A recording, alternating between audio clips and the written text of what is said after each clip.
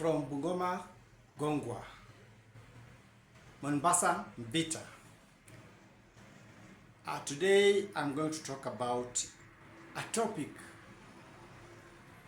that concerns issues that have been happening around the world in history from time immemorial. This topic today is titled Inside the Closets. Inside the Closets.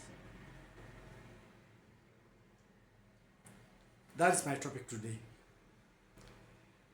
I'm going to start with a monk, a preacher, a man of the word who preached through Siberia. This man had magical powers, healing powers, and above all, hypnotism powers. His name was Grigory Rasputin, a monk from Siberia, from Russia.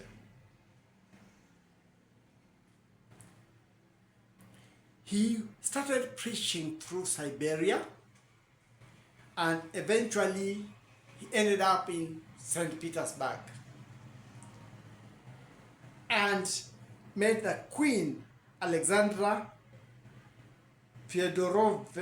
Fedorovin, or Alex of Hesse. Rasputin was not only a preacher, but he had other vices with him. He went after every woman he met, so there were thousands in the list. You know what I mean? And he could hypnotize everybody. Rasputin was not your everyday clean man. He would walk in overalls, dirty, but he had his way with women, he had his way with people, he had his way with religion. That was Grigory Rasputin, a monk. I remember when I was a small boy here in Kenya, in a whirlwind town. Why do I call it a whirlwind town? I love that town. It's a beautiful town, but there are times when winds will blow. So it has a Maasai name in the Ma language. It's called Nakuru, or whirlwind. When I was a small boy, the TV was a rare thing. Few people owned TVs. There was a kind called NEC, N-E-C, and very few people had that. We were in an estate where there were only two rich people who had TV, black and white. And people would go there to watch news, the grown-ups, the men, and all these other things. And the children were to keep quiet when they went there. So we never used to go there. There was a social hall, quite some distance from where we used to stay, called Menengai, which means Mountain of God, social hall. We would go and watch a big black and white TV. It was free for everybody, but the grown-ups always used to tell us, shh, silence to the children. And there used to be music, and there was a musician, Jamaican born, who would sing music composed by Frank Fariel, a German musician. But he was from the musician, the ones who had that, and the one who used to sing the bass.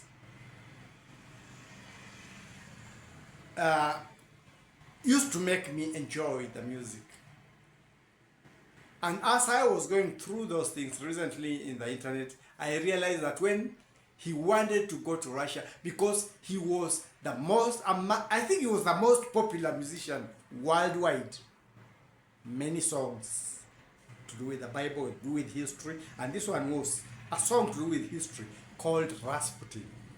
He used to sing, there was a certain man in Russia long ago. And then follow that, Bonnie M, you will be able to get it, and the wordings.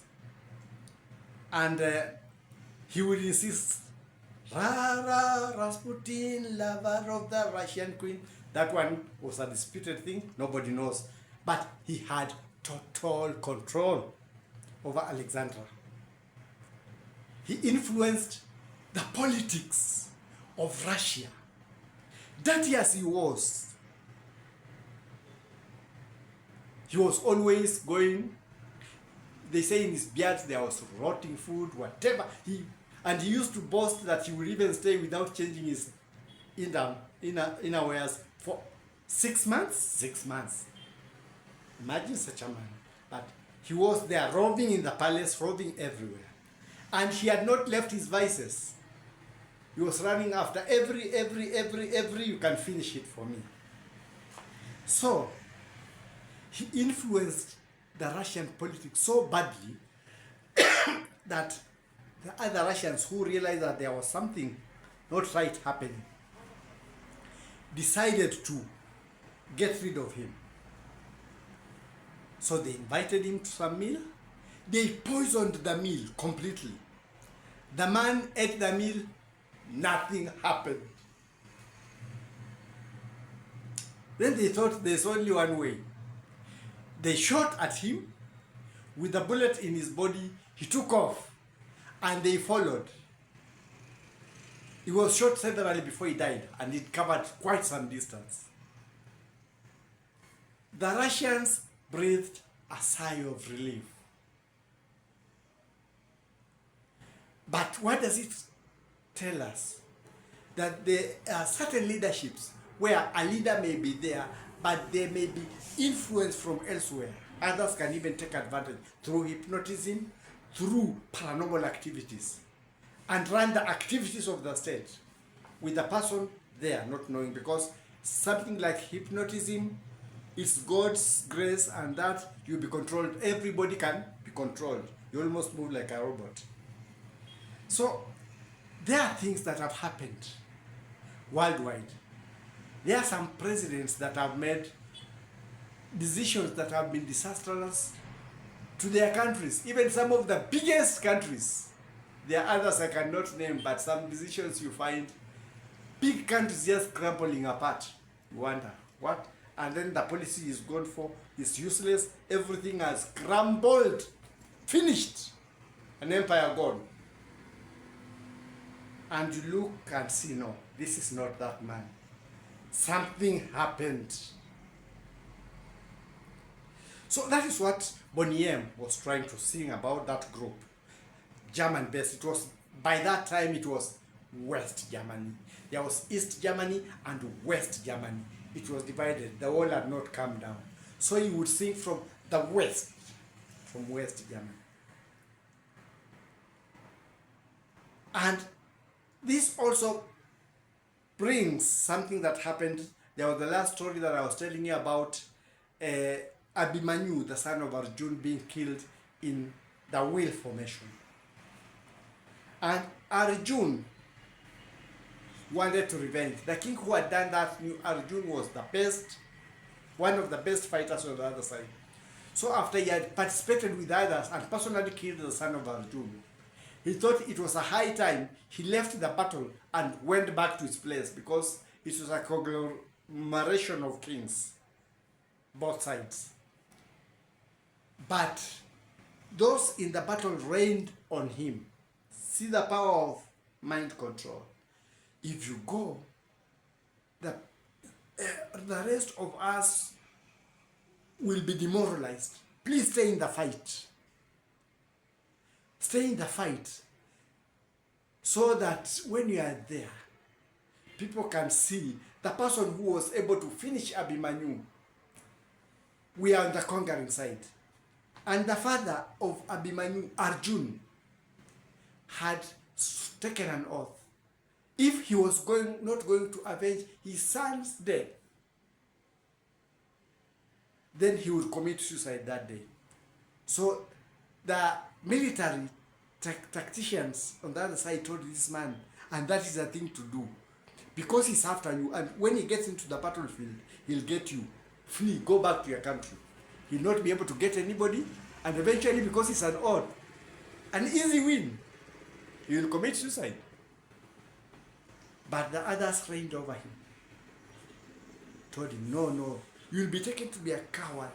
A battle like this, a great warrior who has killed another warrior from that side, another great warrior, fleeing battle. So he stayed. They told him, we are going to protect you with a war formation, the lotus array. The others will fight in the front, but we shall put you at the back. Shoot your arrows from the back at the center of the lotus. So they formed a formation, an array called the lotus. It's like the petals of the lotus, all round, soldiers moving round. And with him, he was at the center. So he would fire from the center, but totally covered, so that they could not reach him. So they were sure that Arjun would not reach him. And Arjun's determination was, if he does not reach him by sunset, he was to commit suicide. He fought, and it was almost sunset.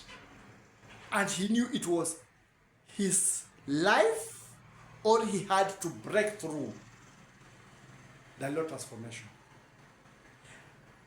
The soldiers kept moving in circles, making the lotus formation, and this king is in the center. Wherever one part of the petal was going to break, they would unfurl and form another one, and the king was covered in the middle. But Arjun's determination was beyond what they could. He managed to break through the lotus formation, and that is when the king thought of fleeing, but he could not flee, because with a special arrow, Arjun shot the arrow, and the arrow decapitated his head. So, strong advice, strong influence, because already he had killed Arjun's son. He would have been called a coward, but the other side would have lost a very great warrior, because that time it was when you take an oath publicly, you commit it. So he would have died by the end of the day. But others influenced him, overran him, and that is what happened. This brings us to that story of Joshua and the Amalekites. They were determined, and God had given an order, finish the Amalekites. And Joshua was wondering, the fight will start, and when it ends, it goes on.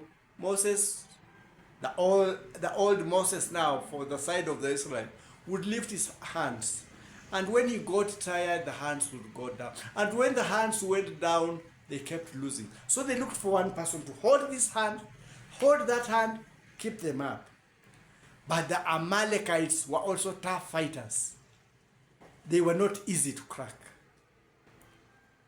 So, with that determination, Joshua did the unthinkable.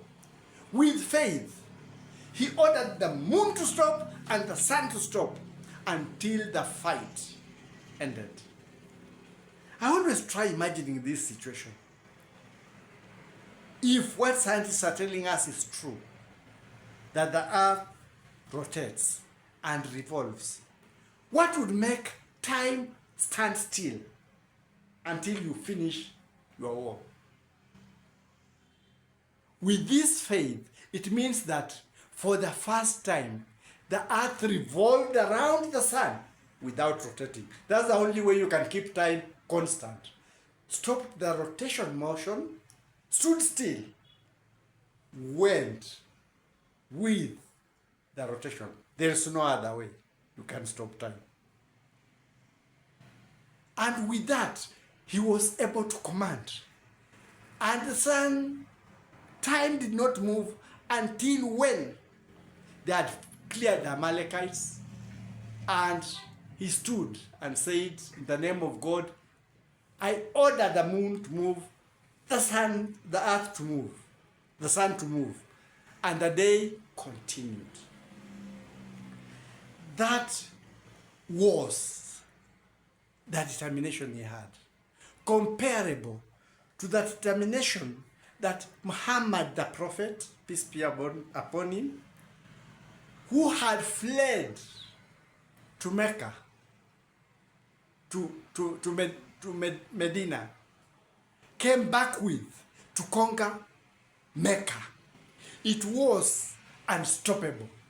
Nobody would stop him, and nobody would stop the people he came with until they had Mecca safely under Allah's belief. But you have to be a strong person to be able to do that. So we go to the Mahabharatas. When Sita is virtue, righteousness, had been hijacked by Ravana, that is evil. A warrior by the name Angad was able to enter the palace of Lanka where Ravan was. And he said they were to have a contest. And he told people, anybody who will move his leg from where he had stopped will be the winner. And he anchored his foot on the ground, and none would be able to move it, up to when Ravana wanted to try, and he told him, go worship Ram. You can't worship me. So it meant all those others were worshiping because he had anchored his foot on the ground. Angad was a great warrior. And from Angad, in the Mahabharatas, we should always anchor our faith in good things to come our way. Anchor your foot, anchor your faith like Angad did in the palace. But above all, be as flexible, invisible, and be able to control things for your sake, like a great warrior. A warrior from the demon side. It was the demons versus the other side, the ram side. A demonic force. There was a demonic warrior called Intrajit or Megnadi. Megnadi was a terrible warrior because he had the powers of invisibility, powers of becoming nothingness.